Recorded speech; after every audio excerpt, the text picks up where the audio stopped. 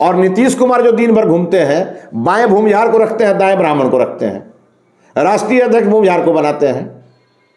कहां गया उनका ओबीसी और ईबीसी प्रेम? नीतीश कुमार चोर दरवाजे से तेजस्वी यादव को उप मुख्यमंत्री बनाया है, और वो भी चोर दरवाजे से बने हैं। चुनाव आने दीजिए, इन लोगों का तंबू और बंबू दोनों उखड़ जाएगा और फिर से नरेंद्र मोदी जी प्रचंड बहुमत से प्रधानमंत्री। लालू यादव का परिवार अपने बेटा, अपनी बेटी, अपने परिवार, अपने समधी को छोड़ करके किस यादव का कल्याण इन लोगों ने किया? आकर के अब फिर धोखा देके भाग चुके हैं। तो अब एक धोखा खा चुके हैं और खा सकते नहीं, ये हम लोगों का नारा है। और इसीलिए नीतीश कुमार के लिए अब कोई जगह एनडीए में। उनके बारे में क्या कहें? देखिए, उनके बारे में क्या कहें, वो तो हमारे यहाँ ये जो गिरगिट सब घूमते रहता है घर में, वो भी उनके सामने भी नाम रखिए तो शर्मा जाता है। उनको इससे मतलब नहीं है। ये रामचरितमानस को गाली देने वाले लोग हैं, ये लोग सनातन को मिटाने वाले लोग हैं। इनको थोड़े मंदिर से प्रेम है, इनको थोड़े हिंदुत्व से मतलब है, इनको थोड़े सनातन से मतलब है, इनको मतलब वोट से है और नोट से। नीतीश कुमार का जो निर्माण हुआ है, उस निर्माण में भारतीय जनता पार्टी का अहम रोल है। अगर भाजपा का रोल नहीं होता तो नीतीश कुमार कभी मुख्यमंत्री जीवन में नहीं बनते। कहा जाता है कि इश्क और जंग में सब कुछ जायज है, और इसका मतलब अलग अलग क्षेत्र के लोग अपने अपने हिसाब से लगाते हैं। राजनीतिक लोग अपने कुर्सी को पाने के लिए जंग करते हैं, और जब कुर्सी मिल जाता है तो उस पर कायम रहने के लिए मोहब्बत करने लगते हैं। बाकी इससे लेकर के हम आगे बातचीत करेंगे। आपको बताएं कि हमारे साथ बिहार भाजपा के प्रदेश महामंत्री मिथिलेश तिवारी जी हैं, और तमाम बातचीत होने वाली है। आपसे गुजारिश है कि आप इस वीडियो के साथ बने रहिएगा। बहुत बहुत स्वागत है सर। धन्यवाद आपको। आजकल नीतीश कुमार जी कई मंचों पे जा रहे हैं राष्ट्रपति के दौरे पे, और भाजपा वालों का बड़ा तारीफ कर रहे हैं। कई बार व्यक्ति सच बोलने लगता है और वो झूठ चाह के भी नहीं बोल पाता है। तो नीतीश कुमार का जो निर्माण हुआ है, उस निर्माण में भारतीय जनता पार्टी का अहम रोल है। अगर भाजपा का रोल नहीं होता तो नीतीश कुमार कभी मुख्यमंत्री जीवन में नहीं बनते। तो कई बार जब वो उनकी अंतरात्मा अंदर से जब पुकारती है तो भाजपा का प्रशंसा करने लगते हैं। इसके अलावा कोई दूसरी बात नहीं है। अभी जो कयास लगाए जा रहे हैं कि नीतीश कुमार भाजपा के साथ आ जाएंगे, अब वो आना चाहेंगे तब भी भाजपा उनको नहीं लेगी। मैं यहाँ आने ही वाला था कि तमाम लोगों की भी यह मतलब इंतजार है कि अगर नीतीश कुमार भाजपा में अभी जाएं तो भाजपा के लोग अब भी एक्सेप्ट कर लेंगे, और इसका चिंता बना हुआ है।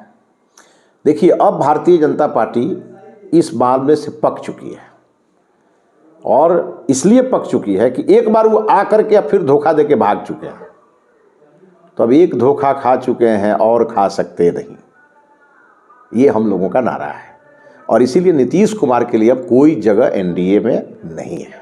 लेकिन एक चीज़ और देखा गया है कि नीतीश कुमार चाहे जब भी पलटी मारते हैं, संभावना के तौर पे हरिवंश बाबू को छोड़ देते हैं, जो राज्यसभा में अभी भी उपसभापति बने हुए हैं। भले भाजपा बिहार में उनसे अलग है, लेकिन संभावना के तौर पे पिछली बार भी मध्यस्थता करने के लिए हरिवंश बाबू थे, और अभी आप लोग के साथ वहाँ हैं राज्यसभा में। देखिए, हरिवंश बाबू को नीतीश कुमार ने नहीं बनाया है, उनको मोदी जी ने बनाया था। ये और बात है कि वो हरिवंश बाबू नीतीश कुमार की पार्टी से संबंध है, लेकिन हरिवंश बाबू का और भी पहचान है, और हरिवंश बाबू की एक बड़ी पहचान है जिसका नीतीश कुमार ने उपयोग किया और भाजपा ने बनाया है उनको। लेकिन एक बात आप ध्यान दीजिए कि हम लोगों ने नीतीश कुमार को बनाया था, नीतीश कुमार भाग गए। तो हम लोग जिसको बनाए हैं पार्लियामेंट में, उतनी बड़ी कुर्सी पर बैठाए हैं, तो हम लोगों ने तो अपना चरित्र का दिखाया कि हम लोगों ने नहीं हटाया। अब हरिवंश बाबू अगर छोड़ के जाना चाहें तो कौन रोकेगा? लेकिन भारतीय जनता पार्टी एक आदर्शवादी पार्टी है, वो अपने आदर्श पर काम करते रहती है। हम शुरू से कांग्रेस के विरोधी हैं, हम शुरू से जयप्रकाश नारायण के समर्थक हैं, तो हम लोगों ने तो कभी भी ट्रे नहीं किया। लेकिन जिस नीतीश कुमार का जन्म हुआ जयप्रकाश नारायण के आंदोलन से, कांग्रेस के विरोध में, आज नीतीश कुमार किसके साथ खड़े हैं? कांग्रेस के साथ खड़े हैं। जिस लालू यादव का जन्म हुआ जेपी मूवमेंट में, वो कहाँ खड़े हैं? वो कांग्रेस के गोद में खड़े हैं, आज से नहीं लंबे समय से। तो इन लोगों ने तो अपनी पहचान को ख़त्म कर दिया। लेकिन भारतीय जनता पार्टी की पहचान है कि हम एक से चले थे, आज अनेक हुए, और आज विश्व की सबसे बड़ी पार्टी हुए। और हमारे मुद्दे बहुत रहे हैं, लेकिन मुद्दा केंद्र में राष्ट्रवाद रहा है, नेशन फर्स्ट रहा है। ये चाहे डॉक्टर श्यामा प्रसाद मुखर्जी जी की आप शहादत को देखिए, चाहे दीनदयाल जी के अंत्योदय को देखिए, चाहे अटल बिहारी वाजपेयी जी को देखिए, आज आप नरेंद्र मोदी जी को देख रहे हैं। हमारे लिए नेशन फर्स्ट है। अच्छा, आपके बारे में एक कयास लगाया जा रहा है, बताया जा रहा है कि जब 2024 का लोकसभा चुनाव होगा तो मतलब अफवाह कहिए या क्या सच है, आप बताएंगे कि आपके बारे में यह चर्चा है कि आप बक्सर से जाके चुनाव लड़ने वाले हैं सांसद का। देखिए, ये वही चर्चा करने वाले लोग हैं जिनकी वक्र दृष्टि बैकुंठपुर पर है, और उनको मैं साफ कहना चाहूँगा कि मैं बैकुंठपुर छोड़ने वाला नहीं हूँ। मैं प्रधानमंत्री भी बन जाऊँगा, भगवान करे, लोगों की दुआएं होंगी तो मैं किसी पद पर जा सकता हूँ, लेकिन मेरा घर है बैकुंठपुर, और जिसकी भी वक्र दृष्टि बैकुंठपुर पर है वो अपनी वक्र दृष्टि को हटा ले। मैं ये छोड़ने वाला नहीं हूँ, और मैं फिर अगला चुनाव हमारी पार्टी का निर्देश होगा, चूँकि मैं टिकट अपने से डिक्लेयर कर नहीं सकता। हमारी पार्टी में हमारी पार्टी के केंद्रीय नेतृत्व और राज्य के शीर्ष नेतृत्व वो इसको तय करते हैं। लेकिन एक बात तय है कि अगर मैं अपने पार्टी का एक कार्यकर्ता हूँ तो मेरी पहली और आखिरी चॉइस बैकुंठपुर है, मैं इसको छोड़ने वाला नहीं हूँ। चलिए, हम लोग इस सवालों के सिलसिले में आगे बढ़ते हैं। और नीतीश कुमार का चाहे शिकायत आप कितना हो कर लीजिए, तमाम लोग कर रहे हैं उन पर शराबबंदी का एक मतलब कह सकते हैं कि द्वंस झेल रहे हैं नीतीश कुमार जी, लेकिन पप्पू यादव जैसे लोग कहते हैं कि उनमें गांधी जी की छवि नज़र आती है। इसको लेकर के आप क्या कहेंगे? भाई, गांधी जी अंग्रेजों के खिलाफ तो कभी गांधी जी तो पलटे नहीं, लेकिन अगर नीतीश कुमार जी में किसी को गांधी जी दिख रहे हों तो उस व्यक्ति के बुद्धि पर हमको तरस आता है कि गांधी जी का मतलब कुछ होता है। भाई, महात्मा गांधी जी तो आदर्श है, उनको बापू कहा गया है, तो क्या इनको भी वो बापू कहेंगे क्या? चाचा तो कहा ही जाता है। अब कहे, देखिए, चाचा और भाई कहने में किसी को कोई एतराज नहीं है, लेकिन नीतीश कुमार जी का इमेज महात्मा गांधी जी से तुलना की नहीं है। महात्मा गांधी है। चलिए, आपके तरफ से यह जस्टिफाई किया जा रहा है कि नीतीश कुमार अगर भाजपा में अब आते हैं तो उनको लिए मतलब सारे दरवाजे बंद कर दिए गए हैं, लेकिन एक समय ऐसा था जब शहनवाज हुसैन जी यहाँ के उद्योग मंत्री थे और वह प्लेन में चढ़कर के दिल्ली उतरे थे, और जब फिर पटना वापस आए तो पता लगा कि वो मंत्री रहे नहीं। हाल ही में तेजस्वी यादव भी जापान गए हैं। ऐसा कयास लगाया सकता है क्या कि जब वह जापान से पटना उतरे और पता लगे कि सरकार बदल गई है? देखिए, एक बात तो तय है कि ये सरकार तेजस्वी यादव की सरकार नहीं है। नीतीश कुमार को मुख्यमंत्री हम लोगों ने बनाया था, हम लोगों के साथ वो चुनाव लड़े थे। नीतीश कुमार चोर दरवाजे से तेजस्वी यादव को उप मुख्यमंत्री बनाया है, और वो भी चोर दरवाजे से बने हैं। अब सवाल ये उठता है कि वो कितना दिन रहेंगे और ये कितना दिन रहेंगे, ये तो वही दोनों जानते हैं। लेकिन ये तय है कि 25 में अगर विधानसभा का चुनाव हुआ तो अब भाजपा का कार्यकर्ता ही मुख्यमंत्री बनेगा, और ये सभी लोग विपक्ष में आपको नजर आएंगे। ये तय है, और ये बिहार की जनता ने तय कर लिया है। अब बिहार की जनता इन लोगों से परेशान हो चुकी है। तेजस्वी यादव का तो कोई भविष्य ही नहीं है। क्या भविष्य है? जो लालू यादव किए वो तेजस्वी यादव कर रहे हैं बिहार में, इसके अलावा क्या है?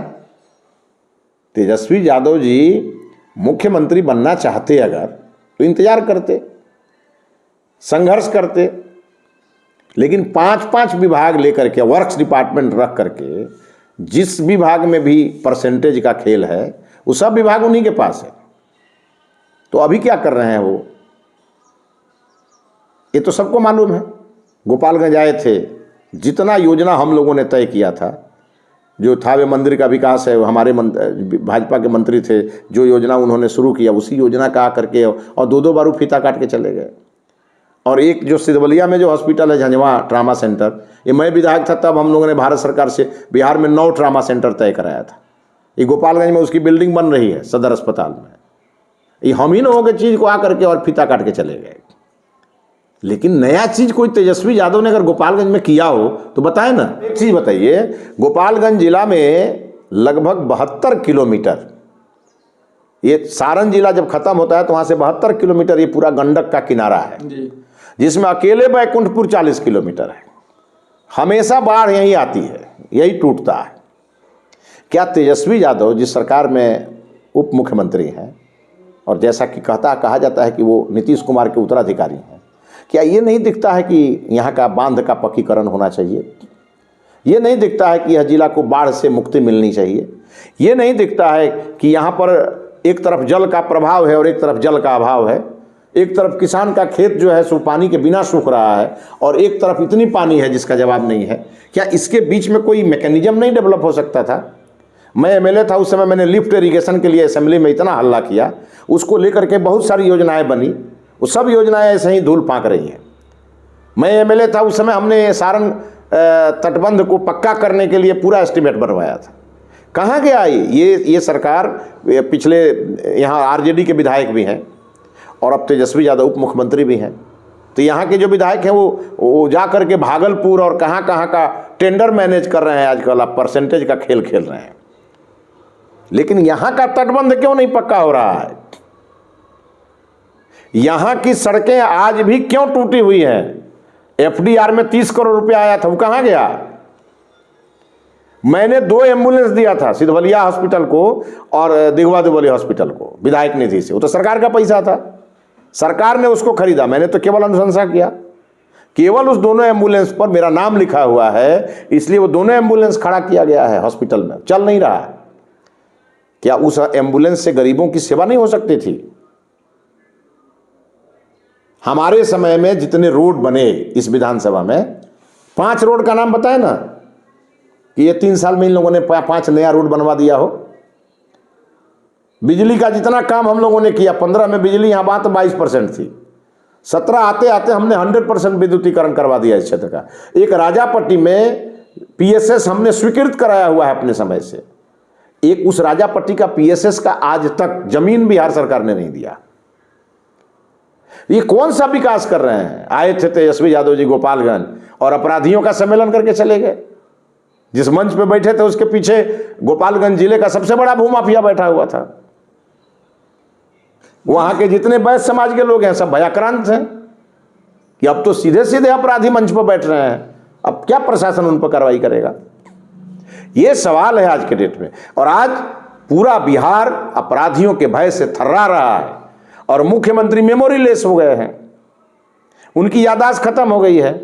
अब तो कुछ लोग ये भी कहने लगे हैं कि उनको खाने में जो है सो दवाई दिया जा रहा है। इसीलिए कुल मिलाकर के स्थितियां अच्छी नहीं हैं। और एक बात जान लीजिए, नीतीश कुमार अब आना भी चाहेंगे भारतीय जनता पार्टी में, तो भारतीय जनता पार्टी का शीर्ष नेतृत्व इसके लिए तैयार नहीं है और बिहार की जनता भी तैयार नहीं है। और एक कार्यकर्ता होने के नाते मैं तो बिल्कुल तैयार नहीं। कहा जाता है कि जिस समस्या को आप गिनवाए, मतलब एक एक करके, बाढ़ की समस्या, सुखाड़ की समस्या, गोपालगंज जिला मुझे लगता है कि पूरे बिहार के 38 जिला में एक उपेक्षित जिला है। वह इसलिए कि नीतीश कुमार अगर बिहार की शासन प्रशासन को 18 साल तक चला रहे हैं, तो अपना भी जिला एक समय था जब कुल मिलाकर के बात करें लगभग 18 साल तक ये भी शासन चलाया है। आखिर क्या वजह रहता है, क्या कारण रहता है कि आज उप मुख्यमंत्री भी उसी पार्टी के हैं, विधायक भी उसी पार्टी के हैं, और जो विधानसभा का समस्या है आधा सूखा आधा बाढ़ वाला, मान लीजिए आपने यह इनिशिएटिव लिया, उसको जो अगला विधायक आता है चुनाव जीत करके उसको आगे बढ़ाने में, पूरा करने में किस बात का श्रम रहता है, या फिर क्या वजह रहता है कि उस चीज़ को मतलब आगे नहीं बढ़ा पाते हैं? देखिए, ये करने के लिए दृढ़ इच्छा शक्ति होनी चाहिए और सेवा का भाव होना चाहिए, वो नहीं है। हमारे यहाँ एक सिंहासनी मंदिर है, जब मैं विधायक हुआ इतना उसको मैंने प्रमोट कराया। जब मैंने वहाँ महोत्सव कराया तो देश के एक जाने माने बड़े कलाकार मनोज तिवारी को मैंने बुलाया, और इस बार 3 साल के बाद वहाँ 3 साल की 4 साल के बाद एगो यहाँ भी हुआ था महोत्सव। तो ये गांव में जो नहीं नाटक नौटंकी करने वाले लोग हैं उनको ले आकर के और कार्यक्रम कराया गया, और वो भी अल्पसंख्यक समाज के बीच कराया गया। उनके स्कूल की पता नहीं किस चीज़ का फील्ड था, वहाँ कराया गया। ये सब नाटक हो रहा है। और जिस सिंहासनी मंदिर को आजकल राजनीति का अड्डा लोगों ने बना दिया, इसीलिए मैंने जाना छोड़ दिया वहाँ कि पहले ये लोग अपना राजनीति कर लें। और वहाँ के लोगों से मैं बार बार अपील करता हूँ, ये अंग्रेज स्वभाव के लोग हैं, फूट डालो शासन करो। मैंने वहाँ भी कहा था कि सभी लोग एक बन के रहिए, ये आपका मंदिर है, यहाँ जो भी ज़मीन जायदाद है, जो संपत्ति है, सब आपकी है, पुजारी भी आप ही हैं। आप सब लोग मिल करके एक साथ खड़ा होइए, इस मंदिर का विकास चुटकी बजाते होगा। हम लोग जब काशी विश्वनाथ मंदिर को भव्य बना सकते हैं, हम लोग जब महाकाल के मंदिर को भव्य बना सकते हैं, बैजनाथ धाम मंदिर को भव्य बना सकते हैं, तो सिंहासनी मंदिर तो जब चाहेंगे तब बना देंगे। लेकिन ये यहाँ पर राजनीति लोग कर रहे हैं, चूँकि इन लोगों को इससे मतलब नहीं है। ये रामचरितमानस को गाली देने वाले लोग हैं, ये लोग सनातन को मिटाने वाले लोग हैं। इनको थोड़े मंदिर से प्रेम है, इनको थोड़े हिंदुत्व से मतलब है, इनको थोड़े सनातन से मतलब है, इनको मतलब वोट से है और नोट से है। इसी बात के लिए ये लोग लगातार लगे रहते हैं। और दूसरी बात मैं कहूँगा, आजकल जहाँ जाइए जात गिनने की बात हो रही है। एक बहुत बड़ा काम नीतीश कुमार ने कर दिया है कि जातीय गणना करा दिया। ये कौन काम है भाई?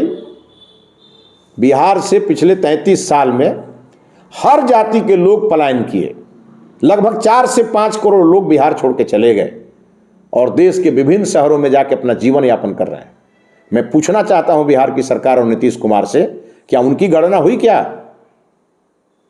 मेरे घर में 60-70 लोग पहले रहते थे। आज यहां मेरे गांव में, मेरे घर में मुश्किल से 4-5 लोग रहते हैं। 50 से अधिक लोग, कोई गुवाहाटी है, कोई पूना है, कोई दिल्ली है, कोई चंडीगढ़ है, सब लोग जाकर रहता है। क्या उनकी गणना हुई क्या? और ये पिछले 33 वर्षों से कोई यहां पर ब्राह्मण और ठाकुर और भूमिहार और कास्ट कोई मुख्यमंत्री है? ओबीसी समाज के लोग, ओबीसी के समाज से 1990 से 33 वर्ष हो गए और ओबीसी, और यही दोनों छोटे भाई और बड़े भाई का राज रहा।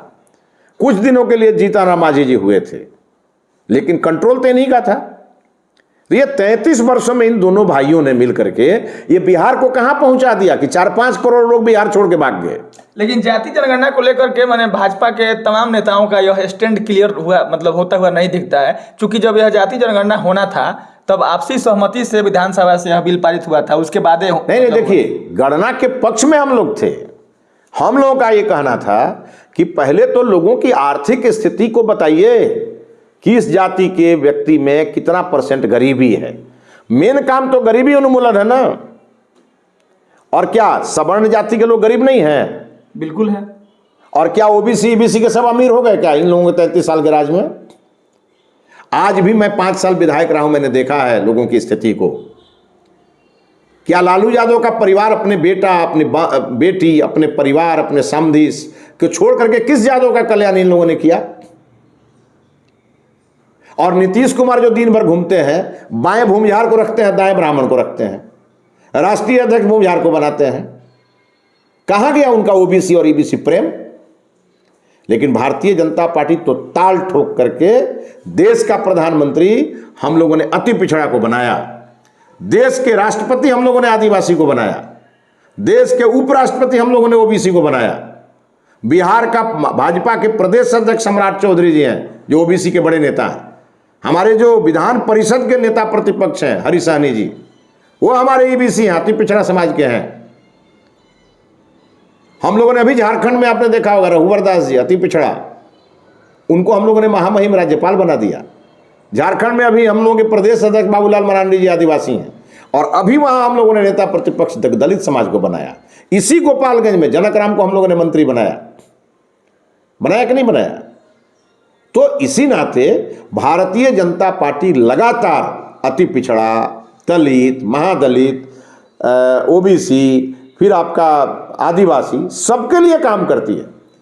और ये नारा किसी पिछड़े ने नहीं दिया था, ये नारा पंडित दीनदयाल उपाध्याय ने दिया था। अंत्योदय का नारा, अंत्योदय का सिद्धांत उन्होंने बताया था और कहा था कि समाज के अंतिम व्यक्ति का उदय होगा तब हमारा भारत परम वैभव को प्राप्त करेगा।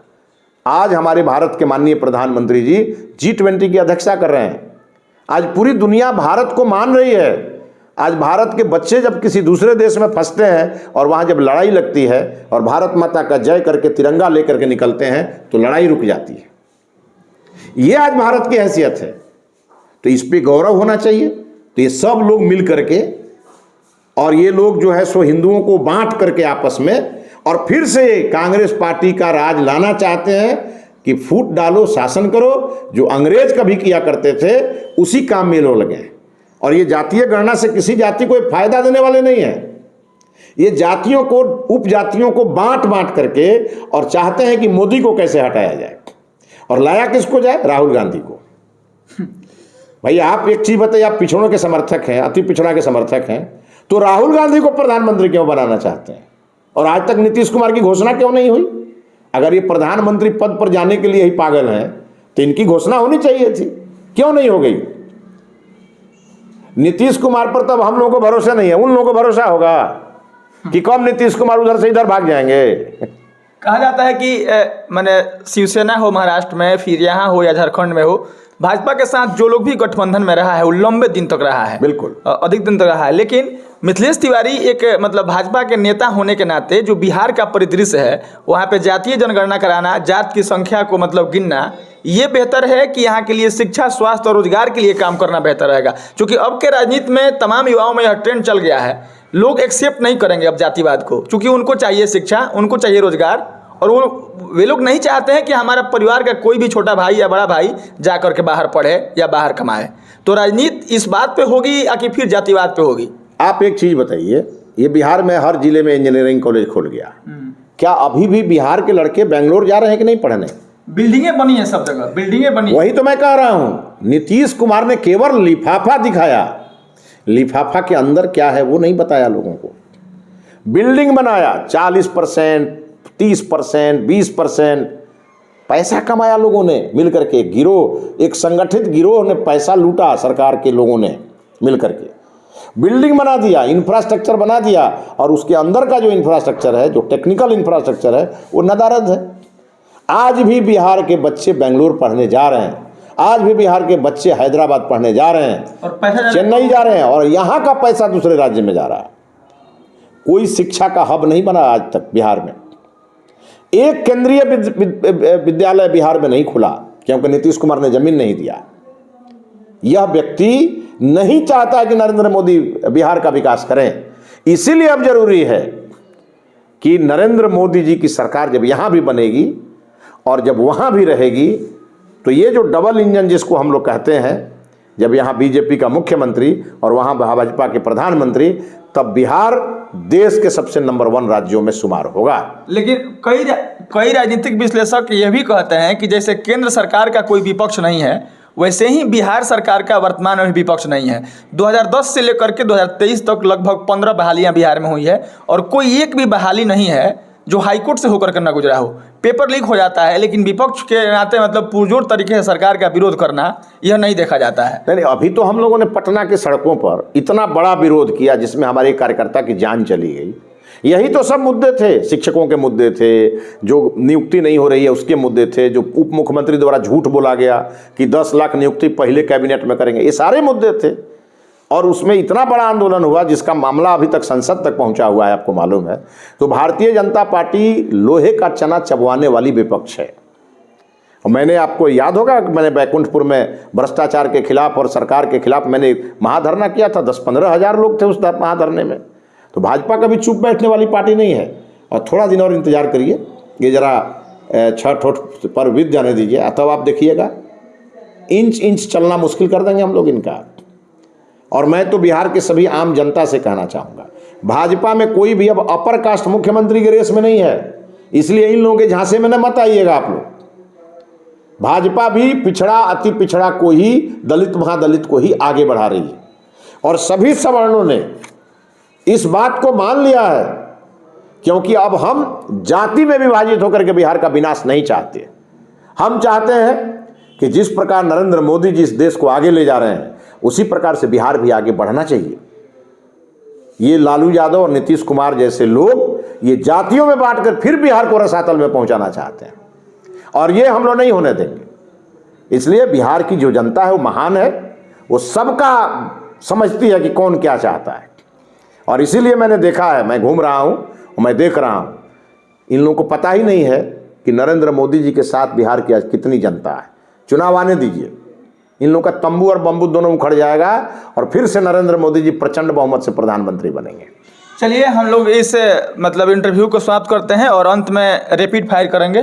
कुछ नेताओं का नाम जो बिहार प्रदेश के लोग हैं उनका नाम रखेंगे, और एक एक वाक्य आप उनके बारे में डिस्क्राइब करेंगे। और इसमें पहला नाम होगा चिराग पासवान। नहीं, बहुत अच्छे नेता हैं, लगातार मेहनत कर रहे हैं, नौजवान हैं, और लगातार मोदी जी के रास्ते पर चल रहे हैं, इसलिए उनके लिए मेरी शुभकामना है। दूसरा नाम आप ही के जिले के हैं, तेजस्वी यादव। देखिए, तेजस्वी यादव जी को मेहनत करके अपनी पहचान बनानी चाहिए। तेजस्वी यादव को वही बात बोलना चाहिए जो कर सकते हैं, और जो कर रहे हैं उस पर जरा विचार करना चाहिए कि वो कर रहे हैं ठीक कि नहीं कर रहे हैं।